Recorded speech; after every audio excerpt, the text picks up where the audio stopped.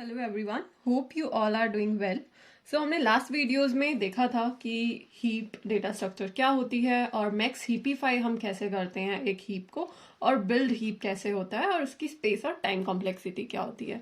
तो इस वीडियो में हम देखेंगे कैसे अगर हम एक हीप दिया हुआ है और उसमें से हमें एक्सट्रैक्ट करना है मैक्सिमम एलिमेंट, तो वो हम कैसे करेंगे। जैसा कि हम जानते हैं कि हीप जो है डेटा स्ट्रक्चर, उसके बेनिफिट्स यही हैं कि अगर हमें कुछ मैक्सिमम एलिमेंट फाइंड करना हो या मिनिमम एलिमेंट फाइंड करना हो तो वो हम बिग ओ वन में फाइंड कर सकते हैं। अब कंडीशन ये है कि मान लो आपको एक हीप डेटा स्ट्रक्चर दी है, ओके। एग्जाम्पल 4, आपको एक एरे ए दिया हुआ है, फाइन। तो इसमें एलिमेंट्स हैं 100, 50, 20, 1 और 3, फाइन। तो अब इसमें से आपको जो मैक्सिमम एलिमेंट है उसको एक्सट्रैक्ट करना है, सिर्फ फाइंड नहीं करना, उसको इस एरे में से हटाना भी है, ओके। तो हम वो कैसे करेंगे। जैसा कि अगर आपको पता होगा कि हीप जो हमारा होता है उसकी इस तरह से हम स्ट्रक्चर बनाते हैं। जो उसका लेफ्ट एलिमेंट होता है वो 2 इंटू आई होता है और जो राइट एलिमेंट होता है वो 2 इंटू आई प्लस 1 होता है। तो हमारा जो ये हीप है इस तरह से बन जाएगा, फाइन। तो अब इसमें से मुझे मैक्सिमम एलिमेंट को एक्सट्रैक्ट करना है 100 को, तो मैं 100 को यहाँ से हटा दूंगी। तो वापस से मैं इसको कैसे प्रॉपर हीप बनाऊंगी, तो वो हम इस वीडियो में देखेंगे। पहले हम इसकी एल्गो देख लेते हैं। सो मान लो कि हमें एक ए एरे दिया हुआ है जिसे हमने इस फंक्शन में पास कर दिया। ये एल्गोरिदम फॉर्म में फंक्शन लिखा है मैंने। और सबसे पहले हम चेक करेंगे कि अगर उस हीप का साइज लेस देन 1 है तो हीप अंडरफ्लो है। कम से कम एक एलिमेंट तो होना ही चाहिए हीप के अंदर, अदरवाइज हम आगे प्रोसीड करेंगे। तो हम देखेंगे कि जो हमारा मैक्स होता है हीप के अंदर, हमेशा जो मैक्स होता है वो फर्स्ट एलिमेंट होगा। हीप को हम इसी तरह से डिजाइन करते हैं जैसा आपने पिछली वीडियो में देखा होगा। और ए ऑफ 1, इसलिए हम क्या करेंगे, जो ए ऑफ 1 है उसको रिप्लेस कर देंगे ए डॉट हीप साइड से, उसके लास्ट एलिमेंट से। मैं दिखाती हूँ ये कैसे होगा। सो हमारा यहाँ पे ये हीप है, इसका जो फर्स्ट एलिमेंट है वही इसका मैक्सिमम एलिमेंट है। अब हम क्या करेंगे कि इसके फर्स्ट एलिमेंट को लास्ट एलिमेंट से रिप्लेस कर देंगे। तो first element is 100 and last element is 3। तो हमने 100 को एक्सट्रैक्ट कर लिया इस हीप में से और यहाँ पे 3 को रिप्लेस कर दिया। तो अब इससे क्या हुआ कि हमारा ये वाला काम हो गया। हमने मैक्स था उसके अंदर हमने ए ऑफ 1 को स्टोर कर लिया, इसको हम लास्ट में रिटर्न कर देंगे मैक्सिमम को। और अब हमें इसको स्टेबल हीप भी तो बनाना है। अब इसकी जो प्रॉपर्टीज हैं वो वायलेट हो गई हैं। जैसा कि हम जानते हैं हीप की प्रॉपर्टी ये होती है कि उसका जो मैक्स हीप है यहाँ पे, तो जो भी पेरेंट होगा वो हमेशा चाइल्ड से बड़ा होना चाहिए उसकी वैल्यू। यहाँ पे देखो 100 था, वो अपने सब चाइल्ड से बड़ा था। 50 है, वो अपने चाइल्ड से बड़ा है, ठीक है। बट यहाँ पे अब 3 आ गया, 3 तो अपने चाइल्ड से बड़ा नहीं है। तो अब हमें इसको सही भी करना है, तो इसके लिए हम क्या करेंगे, यहाँ पे हमने अब क्योंकि एक एलिमेंट को एक्सट्रैक्ट कर लिया है इसलिए जो ए डॉट हीप साइज है वो एक कम हो जाएगा, ओके।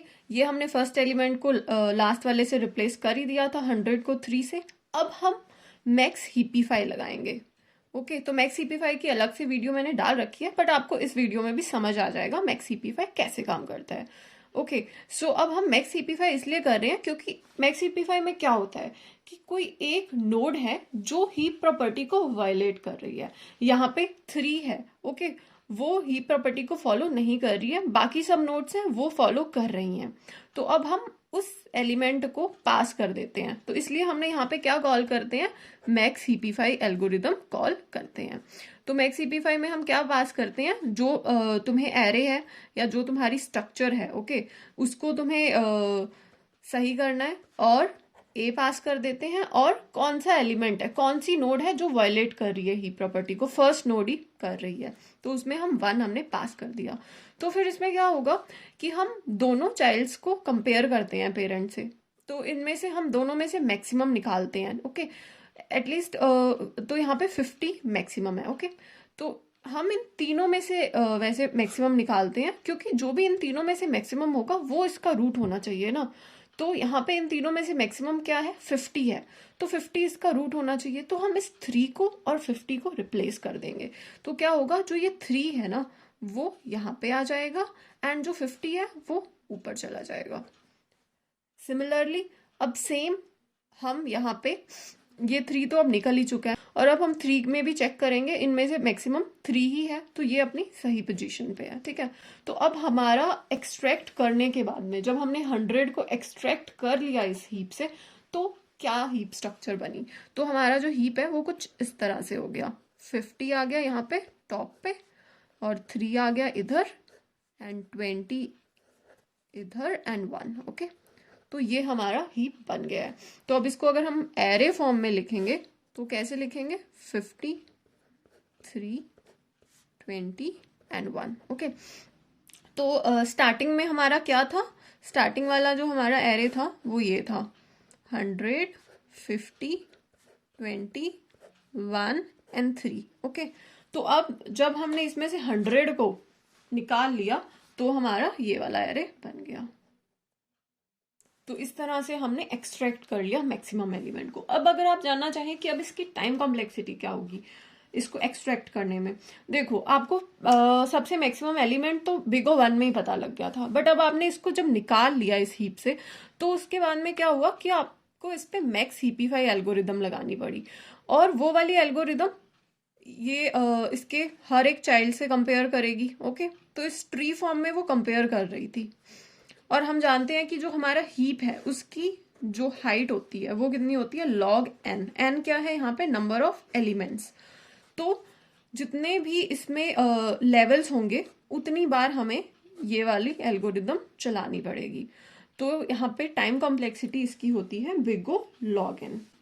टाइम कॉम्प्लेक्सिटी क्या हो जाएगी इसकी, बिग O log n। सो ये हमारी मैक्स हीप की एल्गोरिदम है और ये इसकी टाइम कॉम्प्लेक्सिटी है। अगर आपको इसमें कुछ भी डाउट हो, कुछ भी समझ ना आया हो, तो आप प्लीज़ कमेंट सेक्शन में मुझे ज़रूर बताना। Thank you, thanks for watching. Next video में मिलते हैं।